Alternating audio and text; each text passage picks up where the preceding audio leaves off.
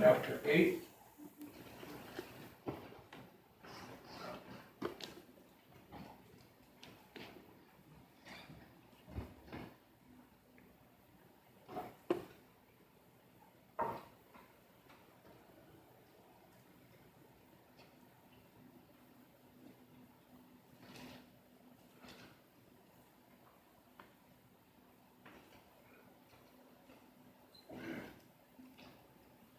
All right, Ecclesiastes chapter number 8, and we left off last time, Ecclesiastes chapter 8 and verse 11. Because sentenced against an evil work is not executed speedily, therefore the heart of the sons of men is fully set in them to do evil. Solomon provided an important principle about the judicial system that our own nation would be wise to heed. When crimes are not punished quickly, when court cases are delayed for months and even years, then those folks who commit crimes are encouraged to repeat their wicked deeds. They feel that since they got away with their crimes in the past, they will get away with them in the future. That reminds me, the verdict of that 24-year-old young man, the Parkland shooter that killed 14 students down there in Florida, remember that? And 3 teachers or janitors or whatever it was, 3 adults. 17 total people he butchered and slaughtered with a gun, premeditated murder. And the jury voted life sentence. Folks, if anybody deserves the death penalty, that guy deserves the death penalty. Amen. Won't get into details, because I'll probably offend somebody. But I'd like to see the makeup of the jury.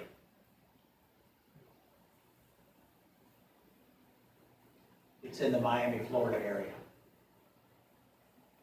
Fort Lauderdale?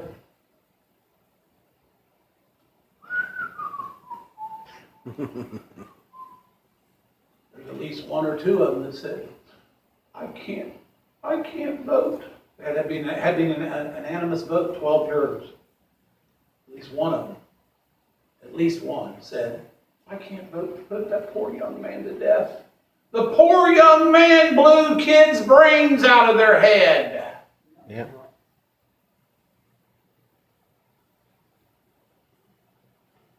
I read when that happened, they tried, the news media don't want to get too gory about it, especially left-wingers.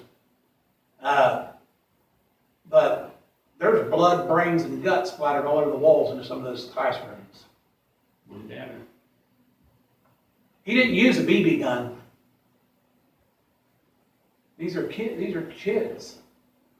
High school kids. Defenseless. If that guy doesn't deserve the death penalty, nobody does. Yeah. Take him out and put 3 bullets in his head and go embalm his body and throw him in a dirt grave somewhere. Yeah. Yep. That's what the Bible says, to put him to death. Yep. That Numbers 35 says the land is polluted.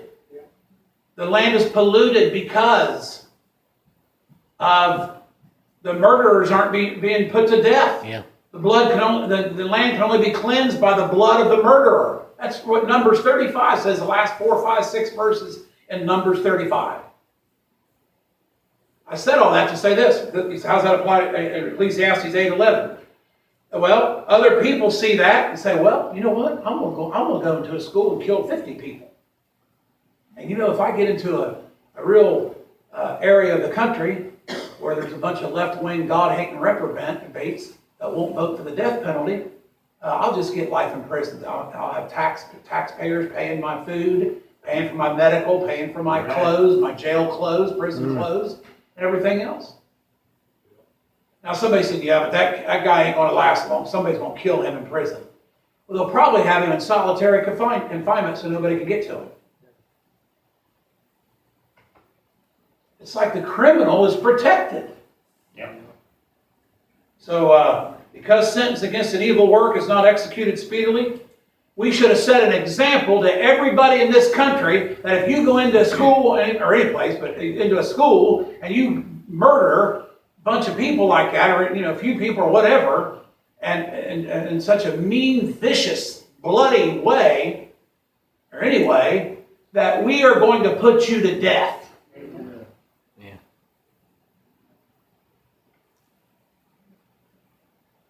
They feel that since they got away with their crimes in the past, they'll get away with them in the future. Punishment humbles a person. The lack of punishment for crimes that have been committed encourages arrogance and carelessness. Notice the words of the psalmist in Psalms 10:4.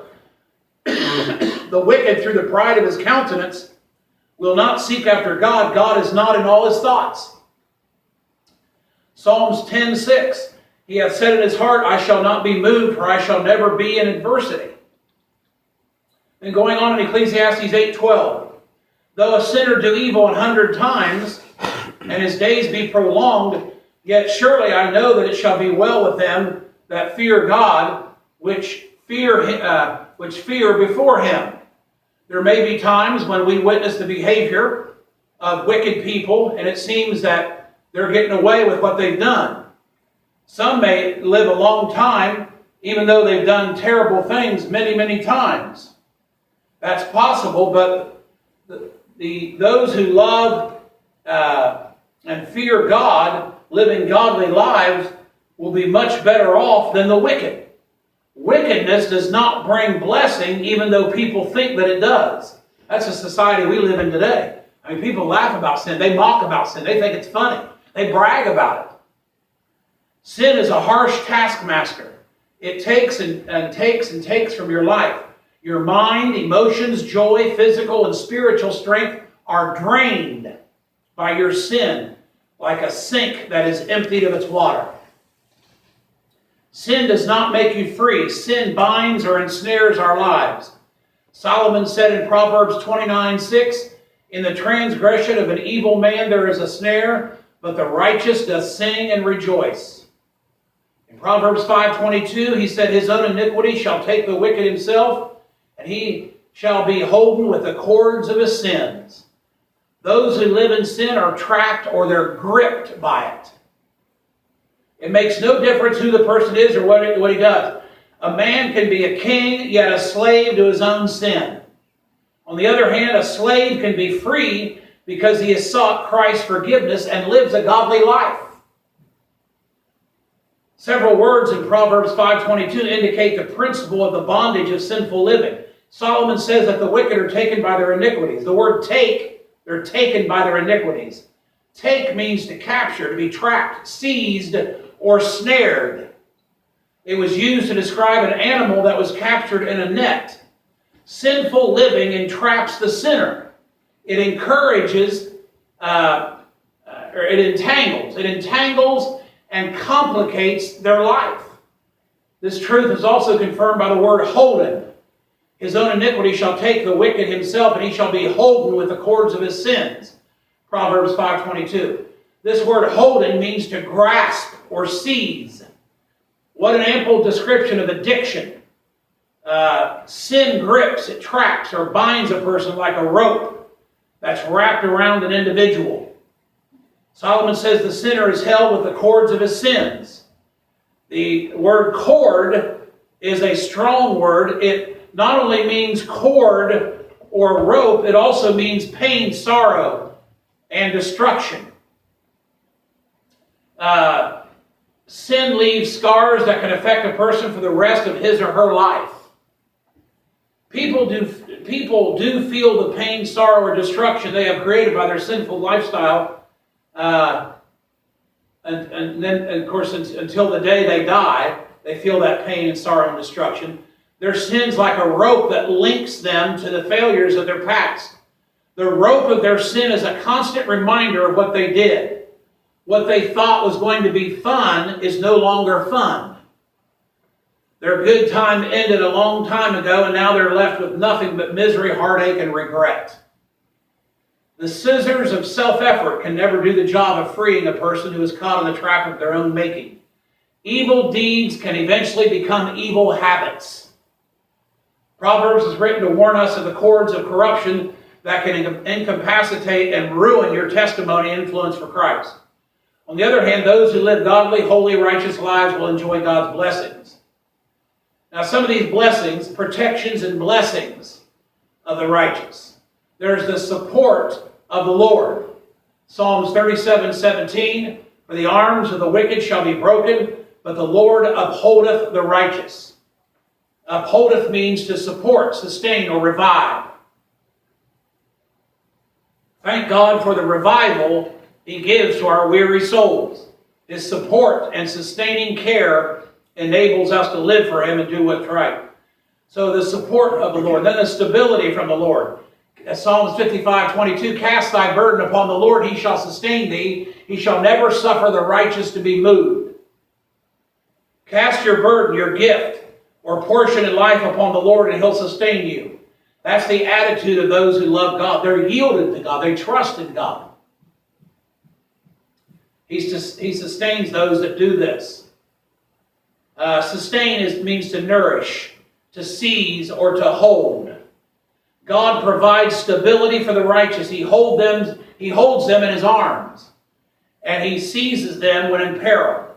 The Lord does this continually. He never ceases to do this for the godly. Seizing also indicates suddenness. Many times the Lord delivers the righteous at the very last moment. He did this for men like Jonah in the sea, and Daniel in the lion's den, like the 3 Hebrew children in the fiery furnace, or like Peter, who was freed from prison. And one day, of course, you'll seize all Christians, because we're going to be caught up in a moment, the twinkling of an eye, at the rapture. And we'll be with Him for eternity, forever. God gives stability to the righteous by not allowing the righteous to be moved. The righteous to not be moved. What does this mean, to not be moved? It means to be greatly shaken, to totter, slip, or be overthrown. Righteous living leads to stability that comes from God's help. He will not permit or allow the righteous to fall and be destroyed by the wickedness. The surrounding care, if people want to not be. In other words, God provides power. He provides power over temptation. He provides a way of escape from temptation. 1 Corinthians 10:13. The problem with a lot of people is they don't take the way of escape. They don't provide that God has provided. Thirdly, the surrounding care and shielding of God. Psalms 5:12, for thou, Lord, wilt bless the righteous. With favor wilt thou compass him as with a shield. The word compass means to surround. This is part of God's blessing upon the godly. He'll surround us, compass us. Then there's number 4, the supplications of the godly are heard by God. God hears and listens to the prayers of the righteous. What a wonderful blessing that God hears our prayers. I mean, God wants us to pray to Him so He can answer our prayers. I mean, it don't do nothing for Him, really. I mean, you say, well, if He answers prayer, He's glorified. Yeah, but I mean, when you pray and ask God for something, usually it's for you or your family member or somebody like that. I mean, God's still God. Yeah. Proverbs 15:29, the Lord is far from the wicked, but He heareth the prayer of the righteous. Salvation or deliverance from trouble because of godly living. Proverbs 12:13, the just shall come out of trouble. Psalms 34:19, many are the afflictions of the righteous, but the Lord delivereth them out of them all. The Lord delivereth him out of them all. Proverbs 11:8, the righteous is delivered out of trouble. All these great verses in Proverbs that Solomon wrote when he was right with God. And then he got away from God and committed idolatry. Here in the book of Ecclesiastes. Then he said, towards the end of Ecclesiastes, he got right with God again. All right? We're going to see that. The word delivered means to rescue, draw off, or to remove. Living a righteous life will motivate you to remove yourself from wicked activities that harm those who indulge in them. Godliness helps keep you out of trouble that's created by ungodly living. Next, the sight of the Lord. Number 6, the sight of the Lord is upon the righteous. God keeps His eyes on those who are godly and love Him. He carefully watches those who are godly. 1 Peter 3:12, for the eyes of the Lord are over the righteous. Eyes of the Lord are over the righteous. And His ears are open unto their prayers. Job 36, verse 7, He withdraweth not His eyes from the righteous. Number 7, security or confidence comes from righteousness. Godly living will not leave you with guilt or a bad conscience. It gives safety and boldness. Proverbs 28:1, the wicked flee when no man pursueth. You know why the wicked flee when nobody's pursuing after them? Because they have a guilty conscience. You know what's wrong with a lot of people in America? Because of sin in their heart and life, they got a guilty conscience. And that's why they're miserable. 90%, 95% of the people in America who are miserable are A, because they're not saved, or B, they're saved, but they're not living for the Lord. Proverbs 28:1, the wicked flee when no man pursueth, but the righteous are bold as a lion. Number 8, steadfastness and endurance. Righteousness develops steadfastness. When defeat or failure plagues the righteous, they get back up and try again. They keep moving forward and doing what's right. Proverbs 24:16, for a just man falls 7 times and riseth up again, but the wicked shall fall into mischief. Success in finances. Godly living leads to God's provision because the righteous person will obey God's commands and put his word into practice concerning giving. Such obedience leads to God's provision and blessing. It leads to fruitfulness and flourishing. Proverbs 15:6, in the house of the righteous is much treasure, but in the revenues of the wicked is trouble. Psalms 92:12, the righteous shall flourish like the palm tree. And then number 10, submission of the righteous leads to smartness. The righteous person is teachable and gains wisdom by learning wisdom from others. You can learn a lot by just watching other people. Yeah. You could. My wife and I talked to this couple this one time, and they said they referred to somebody that made a lot of mistakes in their life, and they said, yes, we learned a lot by watching. We learned what not to do. Nobody in this church, but we learned what not to do. And you can learn what to do and what not to do by watching other people. People say experience is the best teacher. Well, not really. It'd be good if you could not have to learn by experience. You could learn by, first of all, obeying the Word of God, and secondly, by watching other people, and you not make the same mistakes they made. So you don't have to experience. So experience won't be the best teacher. You might not have to experience some things if you will do what God says to do and use some wisdom. The righteous person is teachable and gains wisdom by learning wisdom from others. This wisdom enables them to make good decisions that lead to blessing instead of problems. The Lord meets our needs for direction and consecration. 2 verses. Proverbs 9:9. Give instruction to a wise man, and he will be yet wiser. Teach a just man, and he will increase in learning. Proverbs 2:7. He layeth up sound wisdom for the righteous. This is what we need in America. We need some folks that's got the wisdom of God. If any man lack wisdom, let him ask of God, that giveth to all men liberally and upbraideth not, and it shall be given him. But he that asketh, let him ask in faith, nothing wavereth. For he that wavereth is like the wave of the sea. For let not that man think that he shall receive anything of the Lord. A double-minded man is unstable in all his ways. That's James 1, verse 5 to 8 and through there. Going on, Ecclesiastes 8, verse 13. But it shall not be well with the wicked, neither shall he prolong his days, which are as a shadow, because he feareth not before God. Wicked living may look exciting and thrilling, but Solomon observed that matters do not go well for the wicked.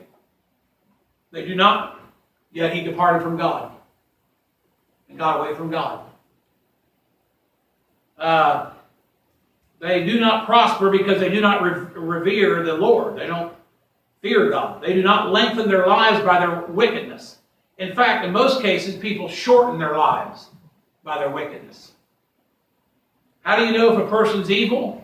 Are there any obvious traits in their behavior? The answer is yes. Solomon provides a description in the book of Proverbs. Let me give you a bunch of traits of a wicked person in Proverbs. I'm kind of teaching Proverbs as we go along in Ecclesiastes. I'm sure you noticed that. We've covered a lot of verses in Proverbs, because Proverbs and Ecclesiastes kind of go together like Daniel and Revelation. Daniel and Revelation went together. We taught Daniel. We went to Revelation a lot. We went verse by verse in Revelation. We referred to Daniel a lot. Well, we're teaching Ecclesiastes, and we're referring to Proverbs a lot. Some traits of a wicked person. Number one, arrogance or pride lead to evil. Proverbs 21:4, and high look and a proud heart, and the plowing of the wicked is sin. Proverbs 14:9, fools make a mock at sin. You ever seen so many arrogant, proud people as we got in America today? You tell the way they act, the way they talk, the way they look, the way they behave, the way they, carry themselves. Not all proud people are wicked or evil, but a common trait of those who are evil is arrogance. Pride creates problems for people. Wickedness moves a person to be defiant toward God and His commands.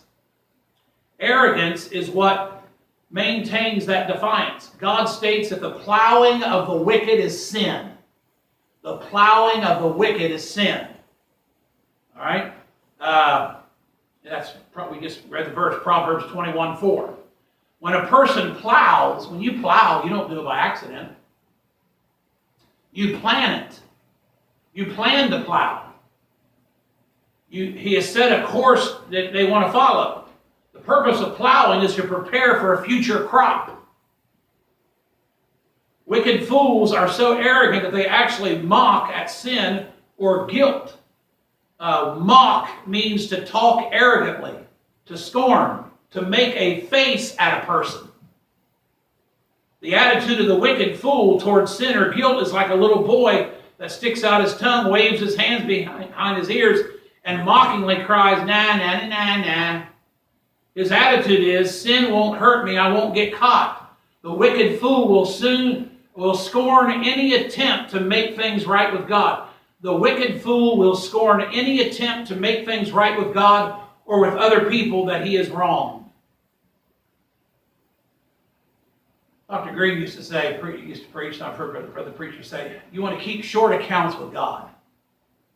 If God convicts you about something or deals with your heart about something, don't let it go.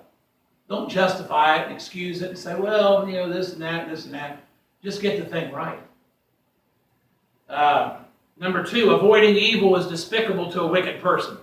Proverbs 13:19 says, it is abomination to fools to depart from evil. A person that is a wicked fool finds it absolutely terrible to turn away from evil. That choice creates a lot of misery for the wicked. Their love for their sin is so great they can't live without it. That's why people reject light in Christ. They reject Jesus. John 3:18. He that believeth on him is not condemned, but he that believeth not is condemned already, because he hath not believed in the name of the only begotten Son of God. And this is the condemnation, that light is come into the world. And men love darkness rather than light, because their deeds are evil. For everyone that doeth evil hateth the light. They hate the light. Neither cometh to the light, lest their deeds should be reproved. But he that doeth truth cometh to the light, that his deeds may be made manifest. They are wrought in God. Not trying to be mean or smart, I'm just telling the truth.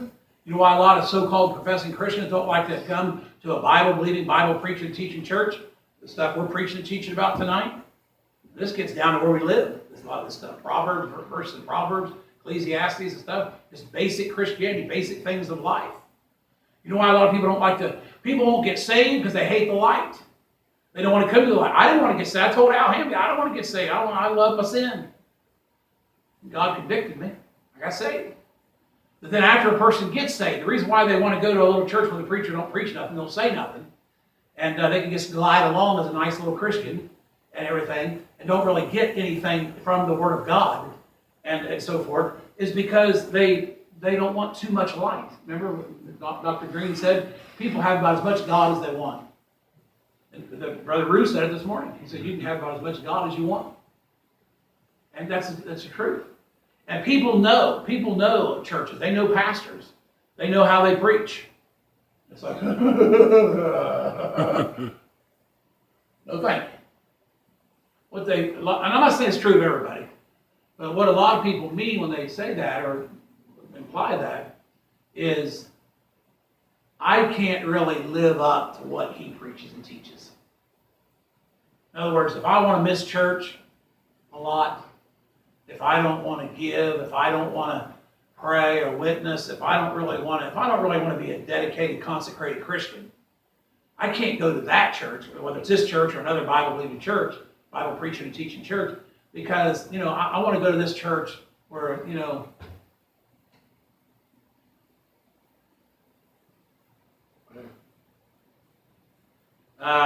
many today are addicted to wicked habits.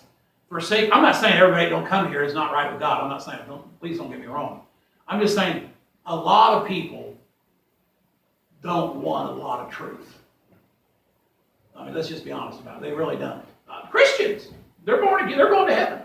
They're saved. Just saved. You and I are. A lot of them. But they don't really want to, they don't really want to get in. It's kind of like, it's the way a lot of people are. Folks gripped in sin will not listen to reason. All that matters is indulging in their sin. People that are in bondage to pornography, immorality, drugs, drunkenness, stealing, thievery, struggle with this attitude. Number 3, an attraction to rebellion. Proverbs 17:11, an evil man seeketh only rebellion. Wicked people are attracted to rebellion, which in turn tends to get them in trouble. Rebelling. They seek it because they find thrills from it. An evil man seeketh only rebellion. This word seeketh not only means to seek to find something, but to desire or to demand. An evil man continually does this. He is attracted to rebels and to rebellion toward authority. You ever notice a lot of the young people that are rebellious and want to live like the devil? They get with usually young people that want to live like the devil and rebel against authority. You think they're going to get with a young person that loves Jesus and goes to church faithfully and carries their Bible and talks about God and witnesses?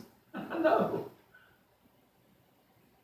Number 4, they're amused with and aspire to do evil. Proverbs 2:14, who rejoice to do evil and delight in the frowardness of the wicked. Proverbs 4:16, for they sleep not, except they have done mischief, and their sleep is taken away unless they cause some to fall. There are people that stay up at night, they can't even sleep unless they've done some people mischief. Some people mischief, or some people they've done wrong. They've done, things that hurt people. I can't imagine staying up.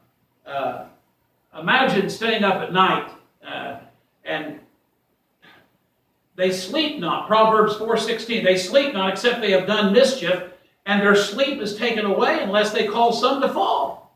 There are people like that. That they have that in their heart. Imagine that. Wow. So these are traits of a wicked person.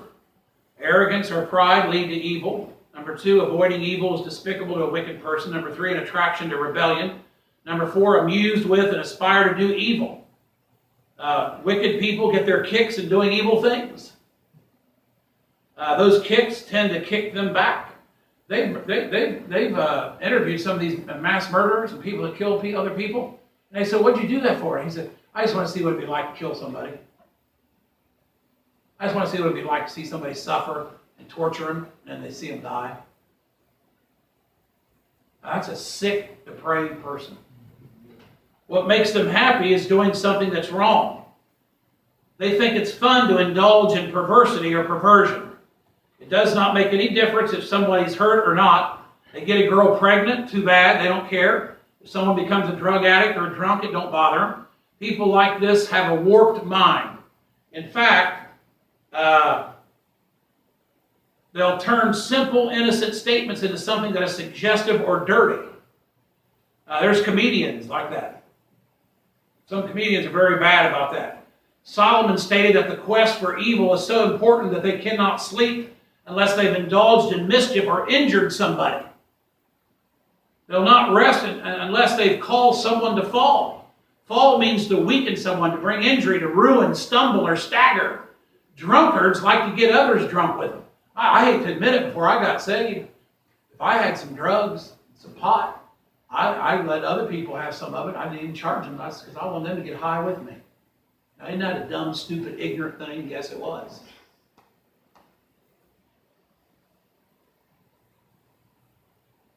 You know what? We got the greatest thing in the world. We got salvation. Yeah. We ought to try to give it to other people, try to get them saved, try to witness to them. Yeah. People that are drug pushers, they have a goal of getting others addicted to their drugs. That's how they make their money. Root of all, love of money is the root of all evil. Evil women who are immoral or prostitutes, they take delight in ruining men by sexual sin. They don't care if they give a man a sexually transmitted disease or whatever. Number 5, articulation is deceitful and despicable. Proverbs 6:12, a naughty person, a wicked man, walketh with a froward mouth. Proverbs 15:28, the mouth of the wicked poureth out evil things. Proverbs 12:5, the counsels of the wicked are deceit. This package of verses addresses the tongue of evil people. Their language is despicable and deceptive, which in turn tends to offend others. Solomon states that a wicked man walks with a froward, twisted, perverted mouth. There are so-called comedians on TV and radio. All they do is get on there and spew filth. Many times people will take the most innocent statements and make something dirty or suggestive out of them. Why do they do this? The answer is their hearts are filled with perversion. Out of the heart proceeds the issues of life. They dwell upon filth all the time and share their filth with other people. The cycle is endless. Like a man that has gorged himself on food and vomits it up, the mouth of a wicked man vomits or pours out evil things. He spews it forth. Solomon also gave warnings about the description of evil people. They use deception to take advantage of others or get their own way. The counsels of the wicked are deceit. When it comes to doing things that are wrong, he will tell you that you won't get caught. You won't get hurt, or everybody else is doing it. Nobody cares what you do. It'll be fun. You'll become popular.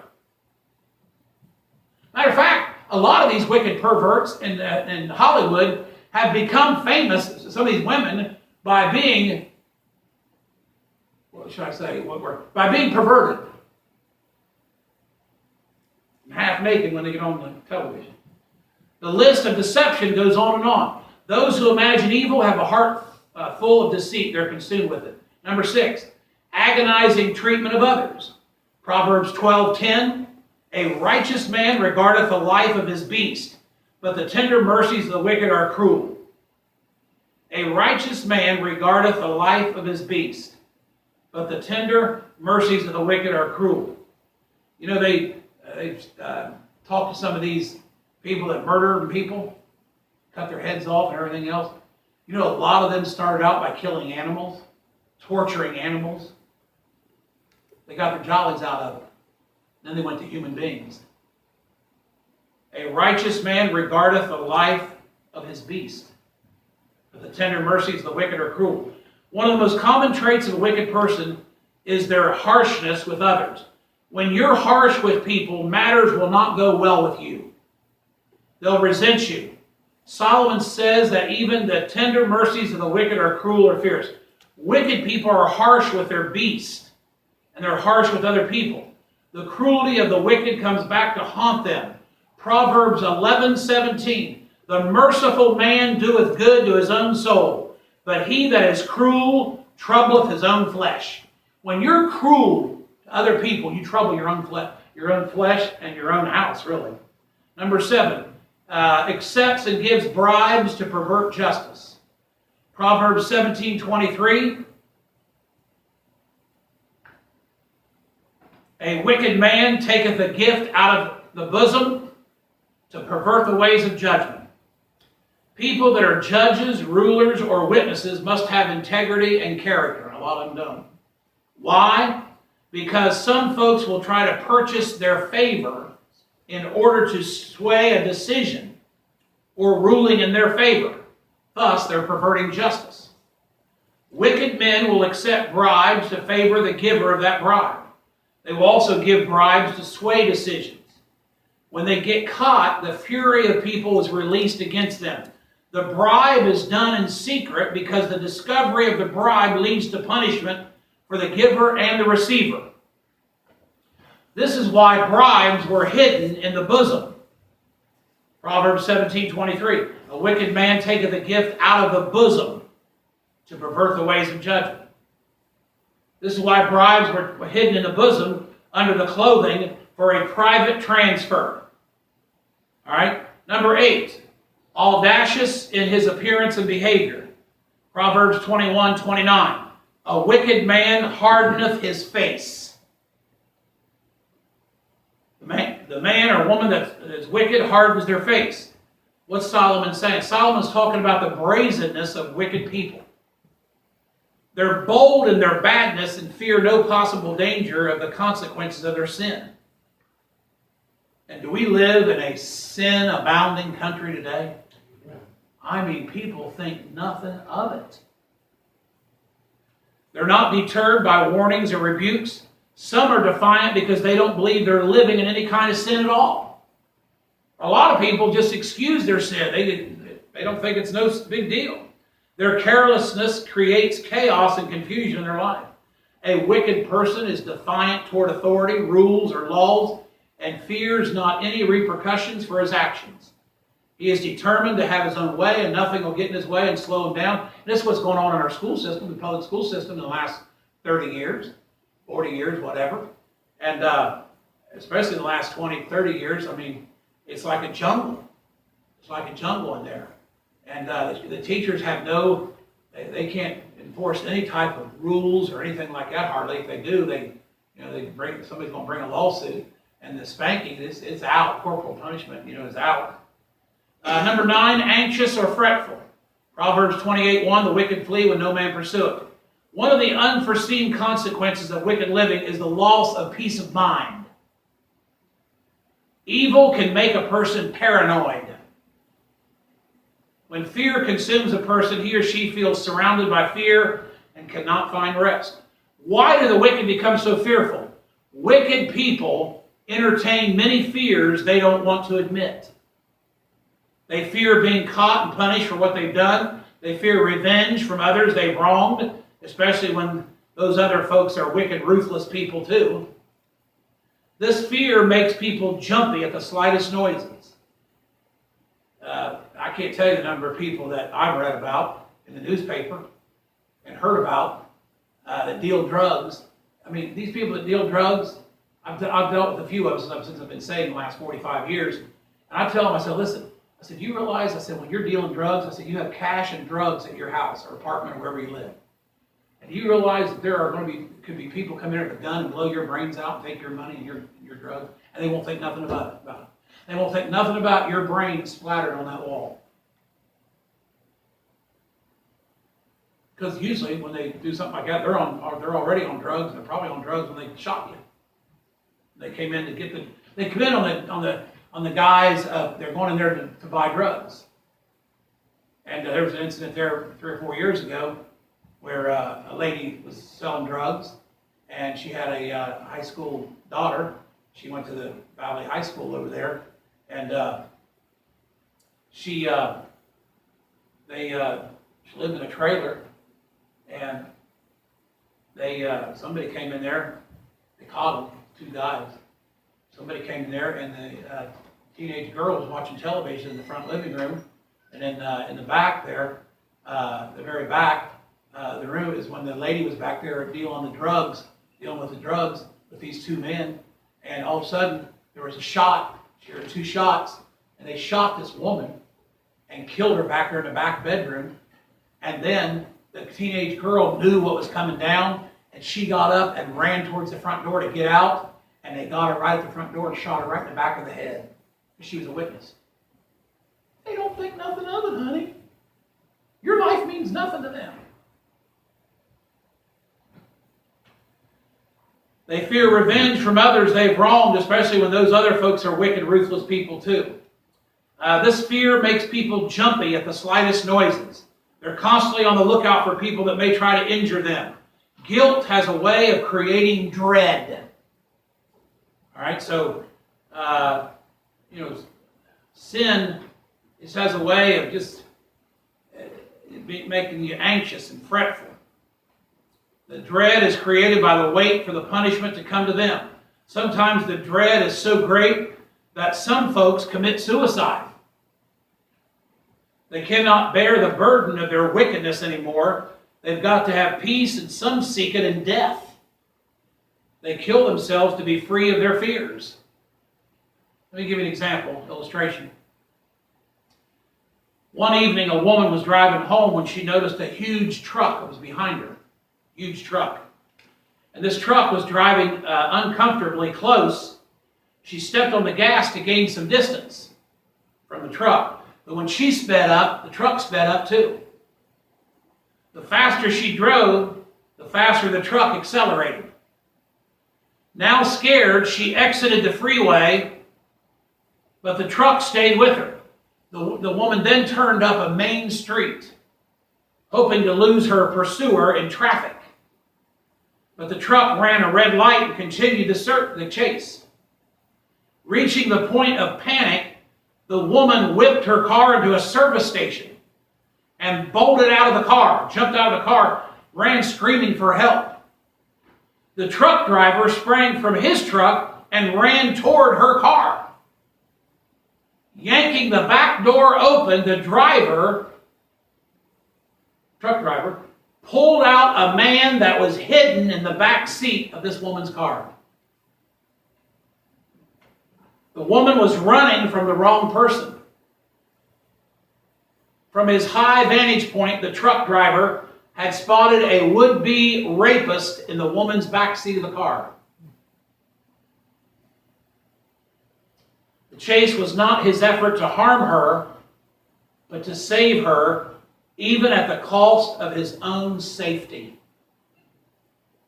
Likewise, many people run from God, fearing what He might do to them. But His plans are for good, not evil. To rescue us from the hidden sins or flagrant evil that dangers our lives. The devil has convinced people that God's against them. God hates them. God loves you more than you love yourself. Don't run from Him. Isaiah 55:7, let the wicked forsake his way and the unrighteous man his thoughts. Let him return unto the Lord, and He will have mercy upon him, and to our God, for He will abundantly pardon. Number 10, aversion or hate for the godly. Proverbs 29:10, the bloodthirsty hate the upright. Proverbs 29:27, he that is upright in the way is abomination to the wicked. If you're upright in the way, you're an abomination to the wicked. They get nervous around you. If you serve God, you live with God. Proverbs 28:4, they that forsake the law praise the wicked, but such as keep the law contend with them. You can tell a lot about the enemies of a person. You can tell a lot about a man or a woman by who their friends and who their enemies are. Wicked or violent people hate or have an aversion for godly people. The wicked cannot stand Christians because the lives of godly people are a source of conviction and a reminder that the way they're living is wrong. They're also irritated with the patience of those who are godly, or the fact that they prefer peace over fighting. Bloodthirsty people consider this a flaw, not a strength. Number 11, arrange or plan destruction. Proverbs 24, verse 2, for their heart studieth destruction, and their lips talk of mischief. Those who are wicked study destruction. They study it. If they'd study the Bible, or study some job or something, get a job, they study destruction. What does that mean? The word study means to meditate, plot, or imagine. Wicked people think of ways to destroy, which means they think of ways to ruin others, create havoc, devastation, or violence. There's people running around this country like this, by the hundreds and thousands.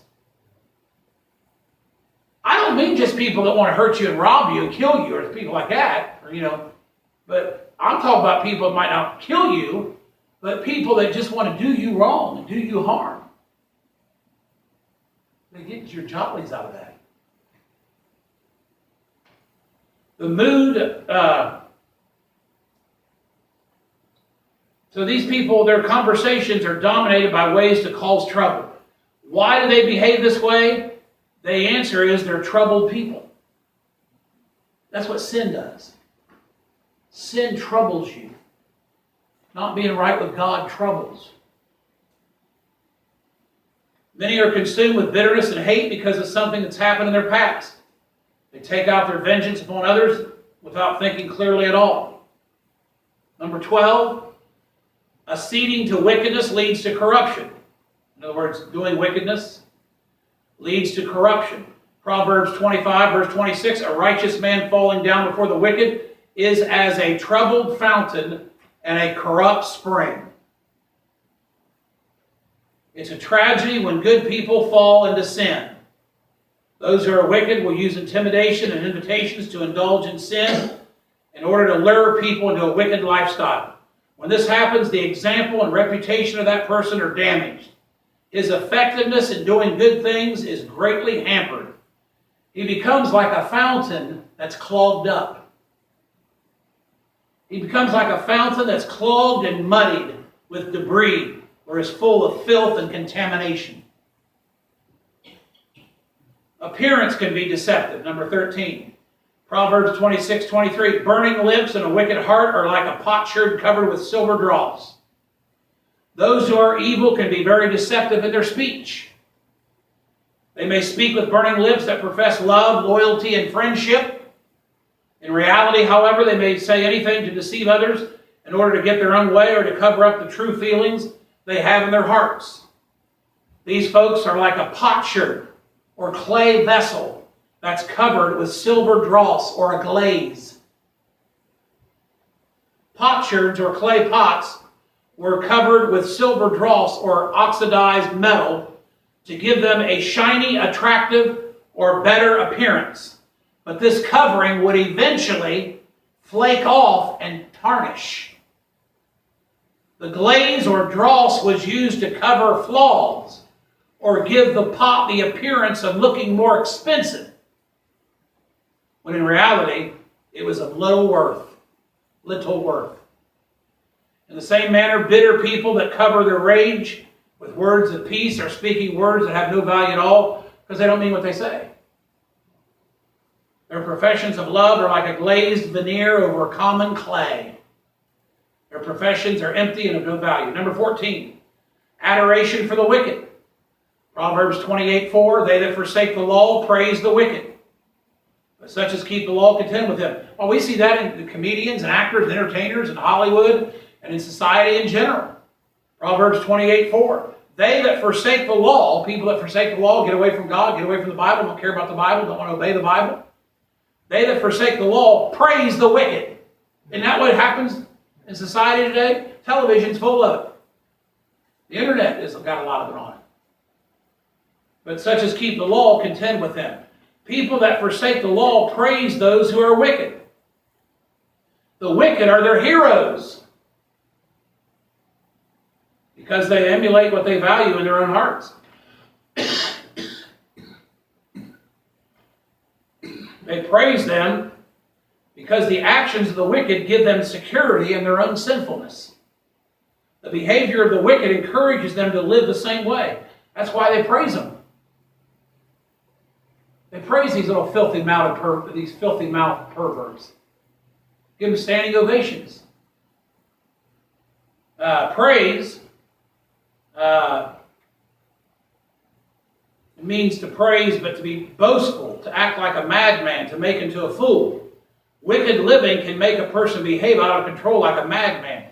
It causes people to act like a fool as they boast about their own sin or the sinfulness of their heroes. They're proud of it. The love they have for their own sin causes them to unashamedly admire and praise those who behave the same way. A lot of teenagers adore movie and music stars because of the lifestyles they live. the sex and drugs that are promoted by many of these so-called stars encourages teenagers to live the same way. They want to be like their heroes. Well, you know what? I appreciate a person that'll come out of all that junk and say, I got saved. I got born again. I'm a Christian now and I ain't getting involved in all that junk anymore. Buddy, they smear him. They lie about him or her. I mean, they try to live halfway right. They get on there, Facebook and YouTube and all these different places and just cut them down and act like they're a wacko weirdo. I've noticed that every one of these people, sports people or movie stars, actors, entertainers down through the years since I've been alive on this earth, I've noticed there's been a few of them that got saved. And when they made the profession of faith and said they got saved, that Hollywood crowd and all these people dropped them like a hot potato. Yeah.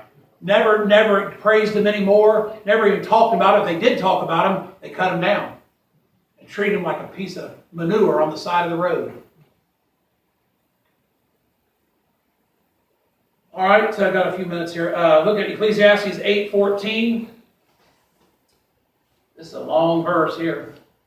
There is a vanity which is done upon the earth, that there be just men, unto whom it happeneth according to the work of the wicked. Again, there be wicked men, to whom it happeneth according to the work of the righteous. I said that this also is vanity. Another observation that Solomon made was the injustice and unfair treatment of people. Injustice reveals the half-witted, foolish reasoning of people. He noticed that sometimes righteous people were treated as if they were wicked, here in verse 14.